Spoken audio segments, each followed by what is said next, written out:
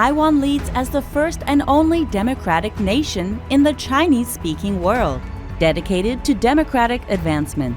The legislative yuan, as outlined in our Constitution, is composed of elected legislators. Under our Constitution, they wield legislative authority on behalf of the people, oversee governmental operations, scrutinize the national budget, and guide major policy endeavors toward national prosperity. The legislative yuan operates from two primary locations: the Taipei branch and the Democratic Assembly Affairs Park in Taichung City. Internally, the legislative yuan actively engages with the public and political parties to inform decision-making. Externally, it aims to collaborate with democratic nations worldwide, promoting Taiwan's democratic values and principles to every corner of the globe. The legislative yuan was established in Nanjing in 1928 and relocated to Taiwan with the central government in the early 1950s. Starting in 1960, it relocated to its current site on Zhongshan South Road, which was utilized by the Taipei Second Girls High School during the Japanese colonial period. Designated as a historic site by the Taipei city government in 2017, it holds countless historical memories and serves as a cornerstone for Taiwan's democracy and rule of law. The chamber, built in 1960, is a vital space for national debates and the creation of important laws, witnessing Taiwan's democratic progress and registered as a historic landmark. The Democratic Assembly Affairs Park, formerly the Taiwan Provincial Consultative Council, played a crucial role in nurturing political leaders and advancing Taiwan's democratization. The park features three historic buildings: the Assembly Affairs, Chao Chin Memorial Hall, and Members Buildings. In 2019, the park was fully managed by the legislative yuan and renamed the Democratic Assembly Affairs Park, with a mission to preserve Taiwan's democratic development and serve as an educational hub for showcasing its political discourse. The legislative yuan meets for plenary sessions on Tuesdays and Fridays, with 8 standing committees and 4 ad hoc committees, convening on Mondays, Wednesdays, and Thursdays. The second-floor chambers offer 63 public observation seats in both the south and north areas, allowing citizens to oversee legislative proceedings. Pursuant to Article 4 of the Amendments to the Constitution of the Republic of China, starting from the 7th term, the number of seats for legislators has been reduced from 225 to 113 seats, and their term of office extended from 3 years to 4 years, enabling consecutive re-election. The electoral system has transitioned to a single district 2-vote system where voters cast 2 ballots. One ballot is for the district legislator, determining the election of legislators at large. Regarding the allocation of seats for district legislators, each municipality and county must have at least 1 seat, totaling 73 seats across all free areas. Taipei City is divided into 8 districts, electing 8 legislators. New Taipei City is divided into 12 districts, electing 12 legislators. Taoyuan City is divided into 6 districts, electing 6 legislators. Taichung City is divided into 8 districts, electing 8 legislators. Tainan City is divided into 6 districts, electing 6 legislators. Kaohsiung City is divided into 8 districts, electing 8 legislators. Hsinchu County is divided into 2 districts, electing 2 legislators. Miaoli County is divided into 2 districts, electing 2 legislators. Zhanghua County is divided into 4 districts, electing 4 legislators. Nantou County is divided into 2 districts, electing 2 legislators. Yunlin County is divided into 2 districts, electing 2 legislators. Jiayi County is divided into 2 districts, electing 2 legislators. Pingdong County is divided into 2 districts, electing 2 legislators. Penghu County, Kinmen County, and Lianchang County each have 1 district, electing 1 legislator. Yilan County, Hualien County, and Taidong County each have 1 district, electing 1 legislator. Keelung City, Hsinchu City, and Jiayi City each have one district, electing one legislator. Indigenous legislator elections adopt a multi-member district system with 3 seats for lowland indigenous peoples and 3 seats for highland indigenous peoples, totaling 6 seats. Nationwide proportional representation and overseas compatriots vote by party list. Parties receiving over 5% of the vote are allocated 34 seats, with half reserved for women. In 2024, female legislators account for 41% of our country's 11th term.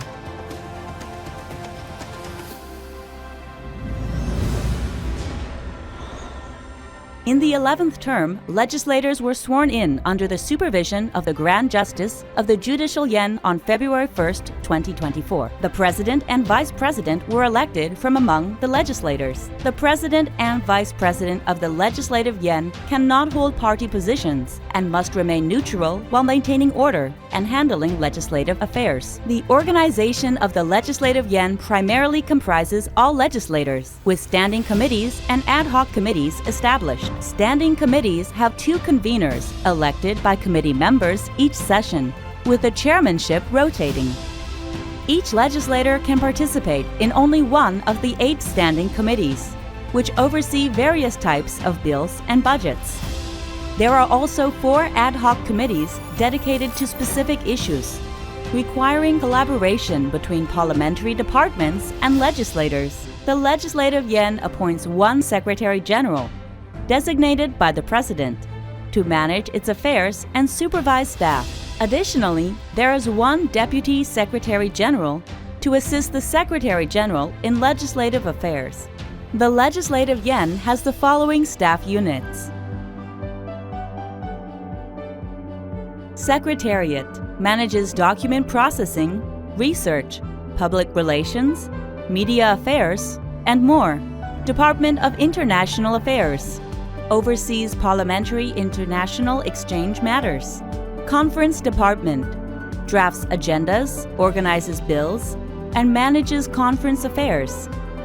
Official Gazette Department manages meeting transcripts, distributes publications, compiles meeting documents, oversees recordings and broadcasts, and handles parliamentary TV affairs. General Affairs Department provides logistical support for legislators, parliamentary assistants, and staff. Information Technology Department develops communication infrastructure, manages committee proceedings, provides administrative support, and offers quality parliamentary information services.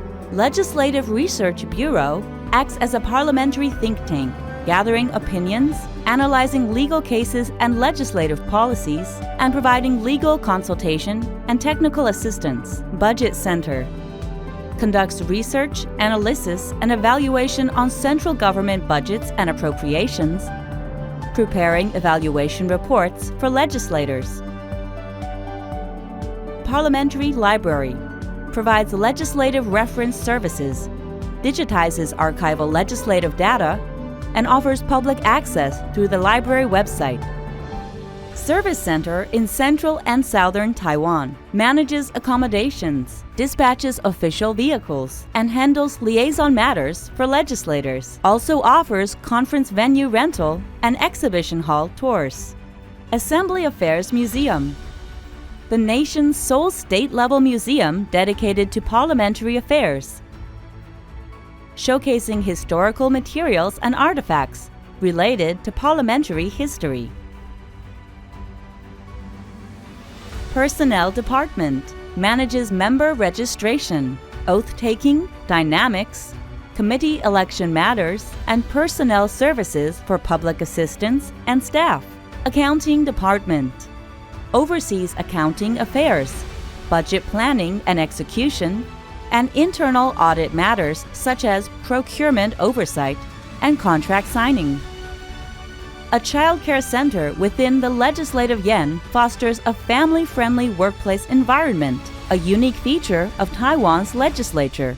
The Legislative Yuan decides on statutory bills, budgets, martial law applications, pardons, war declarations, dispute settlements, treaties, and other national matters. Elected legislators must not hold government positions concurrently and adhere strictly to the principle of separation of powers. They have the right to interpolate. Legislative immunity shall not be arrested in session, and parliamentary self-regulation. When the term of each session ends, except for the budget and people's petition cases, the next session will not continue to deliberate them. Each legislator may have 8 to 14 publicly funded assistants. Legislative sessions run from February to May and from September to December each year, with the potential for an extraordinary session if requested by over a quarter of members or through presidential consultation. The legislative process involves legislators, the executive yuan, the judicial yuan, the examination yuan, the control yuan, political parties, and groups proposing bills sent to the Procedure Committee for sequential deliberation. Citizens can petition the legislative yuan directly. The legislative process includes the first reading, referral to relevant committees, or immediate second reading. During the second reading, bills are read and discussed, with amendments or withdrawal possible.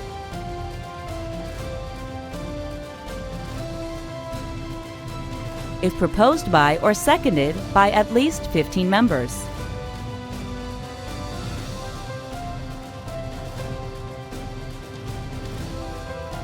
Third reading is solely for bills and budgets. Revisions are allowed only for contradictions with the Constitution or other laws. Once approved and endorsed by the Executive Yuan and President, it becomes law unless they request legislative yuan for reconsideration. The government budget must also undergo 3 readings.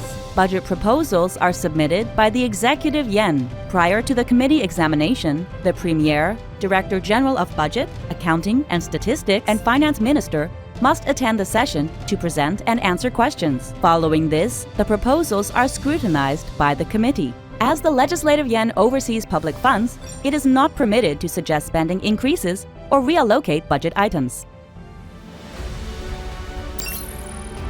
The legislative yuan continues to guide the nation towards the goals of digitalization, openness, transparency, citizen participation, and education through various channels, while also building positive relationships and connecting with the world.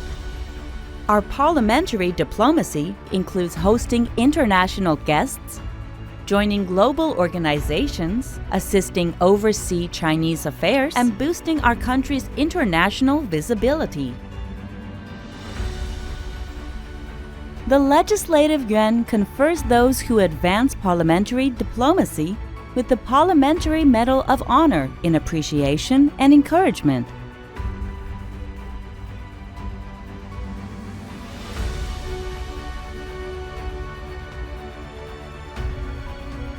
新国会的未来，在全体委员不分党派的团结与合作的努力之下，将发挥引领台湾航向崭新的纪元的重要指南针功能，让立法院成为台湾这艘大船在世界地图中崭露头角的民意领航者。我们必须做好准备，携手同心，不但为引擎添满动力，同时也要引导国家以人民的福祉与利益做最大的依归，迎向国际巨变的挑战，乘风破浪，创造新局。